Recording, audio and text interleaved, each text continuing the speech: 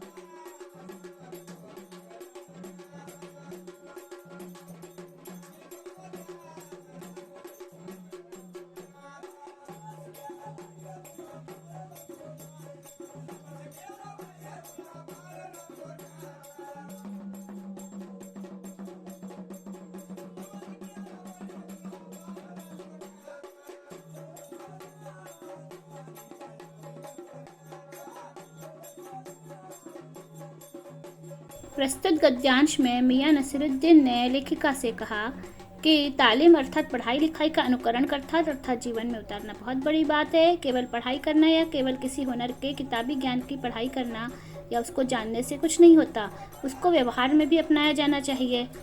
यदि हमने कुछ पढ़ लिया है और उसको व्यवहार में नहीं लाते हैं तो वह सब बेकार है। यहाँ किताबी ज्ञान को व्यवहार में उतारने की बात कही गई है। पहली बार के तालीम का अर्थ है पढ़ाई लिखाई और दूसरी बार के तालीम का अर्थ है उसको व्यवहार में उतारना या अनुकरण करना। विशेष यहाँ तालीम शब्द का प्रयोग 2 बार करके भाषा सौंदर्य में वृद्धि की गई है। यमक अलंकार का गद्य में प्रयोग है। वर्णन में रेखा चित्र विधा का निदर्शन है। बहुत ही सुंदर रेखा चित्र का प्रस्तुतिकरण है। आगे आपको अगली इकाई के सभी महत्वपूर्ण प्रश्नों के उत्तर को बताया जाएगा। सभी नोटिफिकेशन ऑन कर लीजिए जिससे जानकारी तुरंत ही प्राप्त हो सके। धन्यवाद।